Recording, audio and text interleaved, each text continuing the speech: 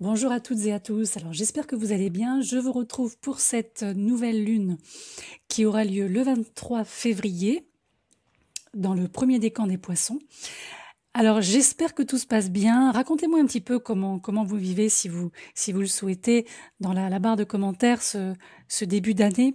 Donc là on en est au deuxième mois, moitié du deuxième mois, et c'est vrai que comme mes collègues et moi-même insistons beaucoup sur ce premier trimestre, qui est un trimestre où il faut faire face à beaucoup de choses, des pertes, des remises en question, des remises de compteurs à zéro, donc des départs aussi, pas mal de choses qui résonnent je dirais dans une atmosphère de libération. Libération, c'est toujours difficile. Pourquoi? Parce que libération, ça fait penser à un accouchement. Et un accouchement, pour celles qui sont passées par là, je pense qu'elles ne diront pas le contraire, c'est quand même douloureux. Et c'est aussi je dirais, une forme de libération par étapes.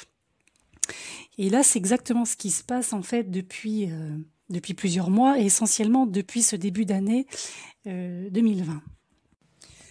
Il est vrai que depuis ce début d'année, on a cette concentration énergétique qui est à la fois, entre guillemets, je vais employer un terme que j'aime pas trop, mais malaisante, qui crée une forme de malaise ou une forme d'insécurité parce que on est tous, peut-être à part une exception ou deux, et encore j'en doute, on est tous sur un chemin un peu nouveau dont on ne perçoit pas totalement l'exactitude des contours au bout. On avance sur quelque chose, sur un terrain qui a l'air relativement stable, relativement, mais on ne voit pas encore le bout. Et c'est ça qui nous met dans des situations, surtout des situations, des états émotionnels, où psychologiquement peut se sentir un peu retourné, un peu pas très bien. On a aussi, avec les tempêtes solaires, les fameuses, la résonance de Schumann, des manifestations physiques. Donc ça, faut pas vous inquiéter, c'est normal. Ça concourt en fait à tout cette espèce de schéma énergétique à la fois déconstructeur et en même temps, par le fond, qui va permettre de reconstruire sur des bases plus saines. Ça, je crois que, voilà, on l'a tous dit, on se répète tous, mais c'est vraiment important qu'on qu'on le conscientise. Je veux dire, même nous, astrologues, il faut qu'on le conscientise. On est comme vous.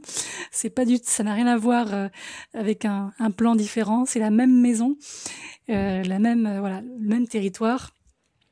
Et donc on est tous là-dedans. C'est le même bateau, mais le bateau, ce qui est bien, c'est qu'il avance doucement, mais sûrement. Alors maintenant, cette nouvelle lune du 23 février, elle est pas mal parce que elle est en Poisson, donc dans un signe qui est relativement calme, même si c'est vrai que le signe des Poissons est un signe qui peut être très brouillardeux, ou encore une fois là aussi on ne distingue pas tout à fait les contours, un peu flou. Mais ce qui est intéressant ici, c'est que justement cette position de nouvelle lune apporte avec elle des aspects positifs. Donc ça, je vais y venir juste après. La première chose que je voulais mentionner, c'est que le degré auquel se placent le Soleil et la Lune, qui est donc le 4e degré du Poisson, donc premier décan, ici nous offre une information assez intéressante dans la mesure où le premier décan des Poissons, c'est un décan qui est dirigé ou gouverné par la planète Saturne. Et oui, dans le mille, comme pour faire exprès. Donc, sachant qu'on a aussi le fameux Saturne, la Pluton, le nœud sud, on a encore tout ça en Capricorne, Jupiter, on a une espèce de clin d'œil saturnien du côté du Poisson. Alors, c'est vrai que là, c'est intéressant, je trouve, parce que à partir de cette nouvelle lune, et autour de cette nouvelle lune, même je dirais, notre vie intérieure va prendre une place importante dans nos existences. Et on va en fait avoir droit à une atmosphère qui va mêler à la fois quelque chose de neptunien, donc la profondeur neptunienne, ici en l'occurrence, qui va se mêler à l'ambition, à la persévérance, à la constance de Saturne. Le premier décan des Poissons, c'est un décan qui est marqué par un besoin d'approfondissement de toutes les valeurs de l'existence, et notamment les valeurs spirituelles qui ici doivent être prises au sérieux. Alors quand je dis prises au sérieux, je veux dire par là de ne pas être réfractaire, c'est-à-dire de les prendre avec. Il faut les prendre avec tout le côté saturnien, il faut les combiner, il faut les accueillir, tout simplement. Ici, les énergies de Neptune, elles vont prendre un ton un peu plus grave, parce que c'est vrai que Saturne, voilà, toujours ce côté, cette image de quelque chose de lent, de lourd, qui demande beaucoup de travail, beaucoup d'efforts. Et l'intérêt, par contre, c'est qu'il ne sera plus question de nous contenter de survoler les choses, mais plutôt de les intégrer complètement, en profondeur, de manière à pouvoir en dégager, je dirais, une certaine maîtrise. Donc là, on a une nouvelle lune qui va nous demander de faire preuve à la fois d'une sensibilité inspirée et en même temps d'une manière de faire, d'une manière d'agir plutôt raisonnable, en tout cas sage et réaliste. Le risque, à l'inverse, ça serait de laisser faire les choses et d'aller plus du côté neptunien, ce qui serait pas forcément une bonne chose parce que ça pourrait créer une forme d'anxiété un peu douloureuse à laquelle en fait on va tenter d'échapper en fuyant nos responsabilités, tout le côté saturnien. Le côté saturnien, il est très fort, hein, comme vous l'avez bien compris ces derniers temps. Donc là, l'idée, c'est de faire front commun entre ce Neptune, plutôt avec, ce Neptune et ce Saturne main dans la main. Alors sur la carte que je vous ai postée, que vous pouvez du coup voir ou suivre hein, si ça vous intéresse, vous pouvez constater que tout le côté poisson est vraiment positif. Donc en poisson, on a, outre le Soleil et la Lune, on a Mercure et on a Neptune. Donc Neptune est en domicile, il est chez lui dans son signe. Mercure, pas forcément, mais avec et grâce à cette quadruple conjonction qui est elle-même bien aspectée par sextile à Uranus et à Mars, on a des possibilités d'action. C'est-à-dire que le côté qui peut parfois, comme je l'évoquais tout à l'heure, être un petit peu flou du signe des Poissons, ici est d'une certaine façon bien raccordé, un peu comme une prise hein, qu'on va mettre dans le mur, avec d'un côté Uranus et de l'autre côté Mars. Et Mars et Uranus sont en signe de terre. Donc là, on a un mélange d'eau et de terre qui propose justement cette possibilité d'allier l'intuition et le réel, le tangible. Alors je pense également sur un plan général, hein, toujours, parce que ce sont des prévisions, ou en tout cas une analyse à caractère global. Je pense que c'est une période qui va être propice à continuer à régler des choses, des problématiques en lien avec l'affect, en lien avec le relationnel. Alors vous me direz, oui, mais ça fait des mois et des mois qu'on fait ça. Oui, mais en fait, en fonction du type de lune et du type d'aspect que nous avons mois après mois, on va avoir des périodes plus propices et des périodes peut-être plus concentrées sur d'autres points, d'autres domaines de vie. Là, ce qui me fait dire ça, c'est que la fameuse triple conjonction Saturne, Pluton, Jupiter, qui est donc toujours en Capricorne, hein, pour l'instant ça bouge pas, forme un carré à Vénus qui est en Bélier. Ce même signe du Bélier héberge à ce moment-là la lune noire qui est pile sur Chiron. Donc là, ça fait penser ça peut faire penser, en fonction de votre situation personnelle, à des choses liées à l'amour, à des choses liées à vos attachements, des choses liées peut-être aussi à la famille, à votre mère, ou à des personnes féminines de votre entourage proche. Peut-être aussi des choses qui sont, par le fait du bélier ici, on a des choses qui peuvent se présenter de manière un peu rude, de manière un petit peu, pas forcément inattendue, mais disons de manière un peu forte, que vous pensiez peut-être avoir le temps de régler un peu plus tard, et puis finalement, la vie vous montre que non, ça serait mieux de les régler maintenant, ou en tout cas dans les prochaines semaines, de manière à ce que ça ne vous obstrue pas le chemin de l'avenir. Et je pense que la période est tout à fait bonne, parce que si vous regardez bien la carte, ou si vous avez déjà vu ça un petit peu avant sur la carte de cette nouvelle lune, on a le nœud sud qui est conjoint à Mars.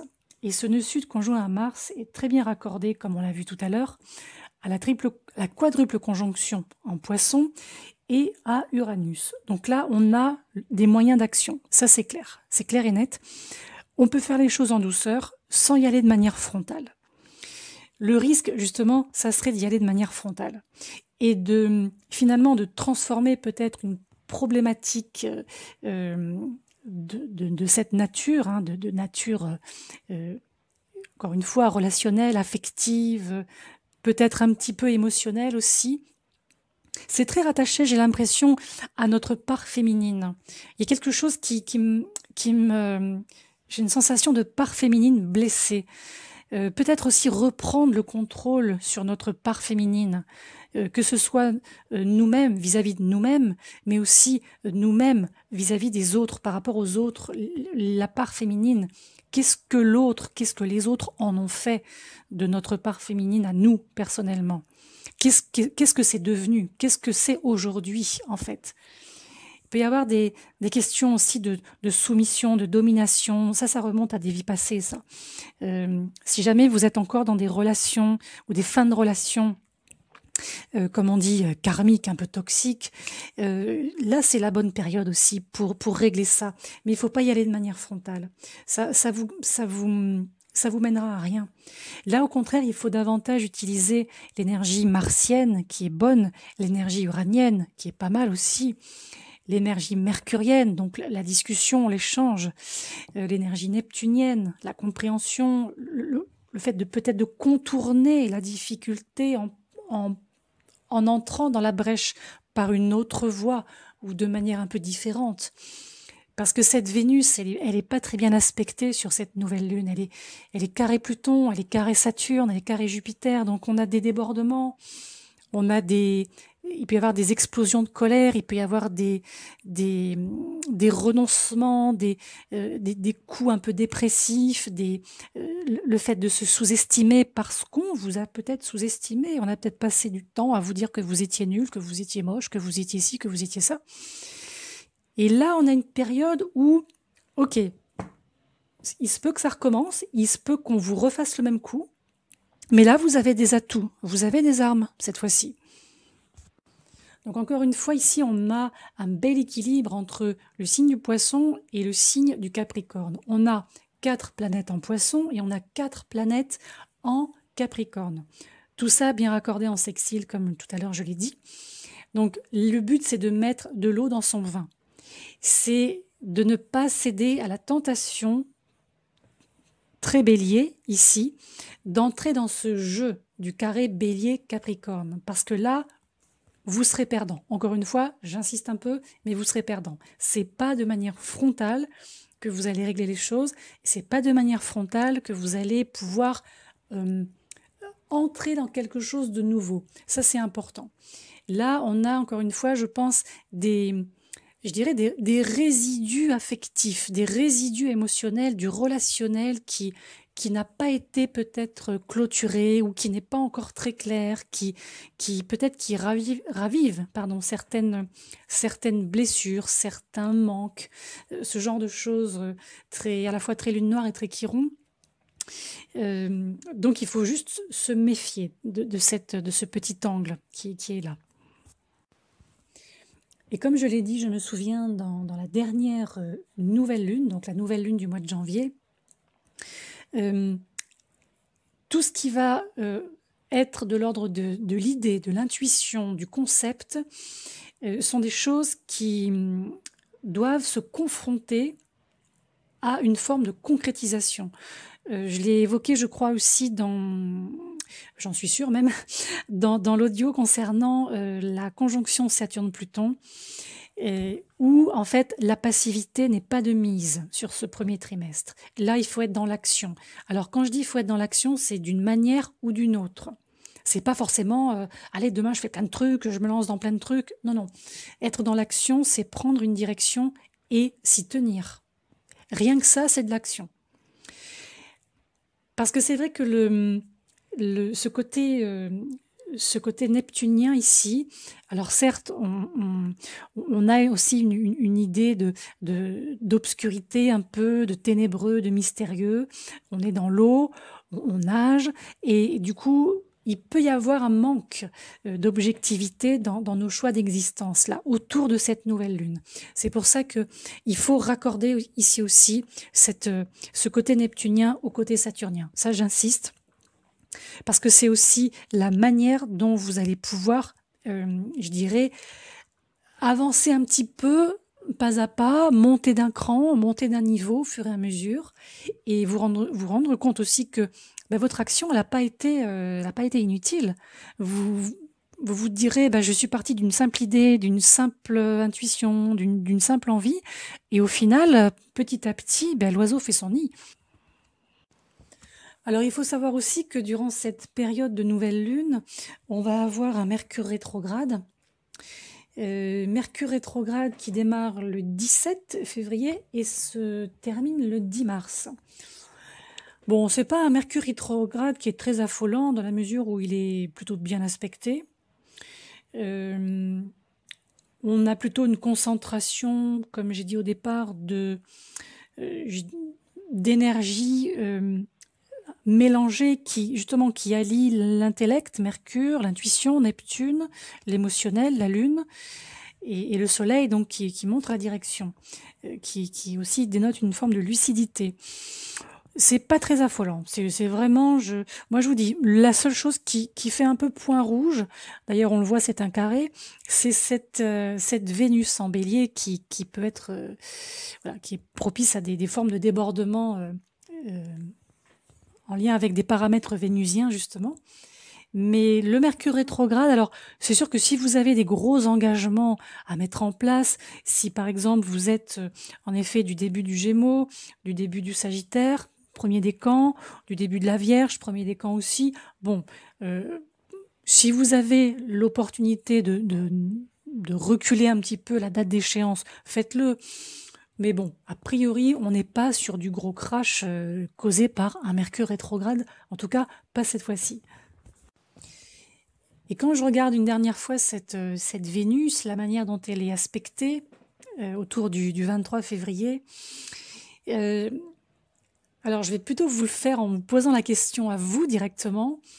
Est-ce que vous avez l'impression, ou est-ce que dans la réalité, il y a encore une ou plusieurs relations ou problématiques relationnelles qui vous empêchent d'avancer dans d'autres domaines? Parce que cette Vénus, elle est quand même...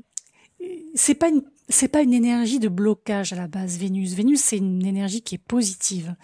Quand elle est en carré, bon, c'est sûr que c'est pas très sympathique, mais il n'y a pas non plus quelque chose de dramatique.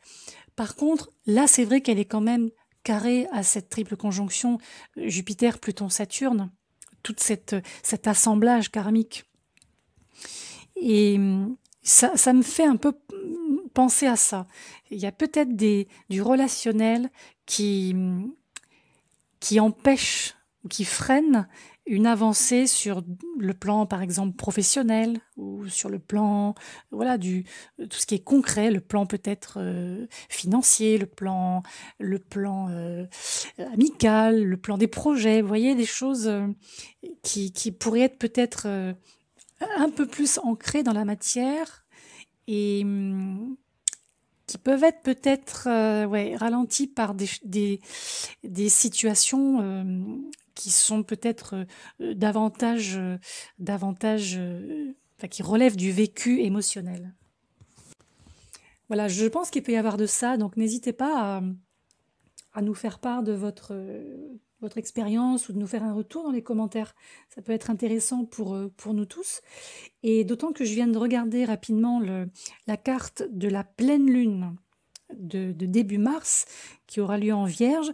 Et là, on va avoir une Vénus qui sera conjointe à Uranus. Donc là, on a du renouveau dans le domaine relationnel. Et c'est pour ça qu'on a ce carré qui précède, quelque temps avant. Voilà, donc après c'est à vous de voir, mais encore une fois, si vous avez des relations un petit peu qui vous empêchent, comme on dit, de tourner rond, peut-être qu'il y a des choses à faire dans une optique, en tout cas, pas égoïste, mais en tout cas dans une optique de libération là aussi, et une optique de disons, d'accueillir cette nouveauté du mois de mars où on sent déjà qu'il y a quelque chose qui va bouger, qui va. Alors ça peut bouger sur le fond, ça peut bouger sur la forme, ça peut bouger sur les deux. Mais là, je pense notamment, je vous disais tout à l'heure, à ces relations qu'on qualifie de karmiques toxiques, du fait de ce triple carré vers le Capricorne. Voilà, alors quant à moi, il ne me reste plus qu'à vous souhaiter une très bonne nouvelle lune. Soyez gentil avec vous-même, prenez soin de vous, soyez juste avec les autres, on va dire ça comme ça. Et puis on se retrouve rapidement, hein, donc, pour le mois de mars, avec cette atmosphère, en tout cas ce parfum de renouveau. On va aller voir ça de plus près. À bientôt.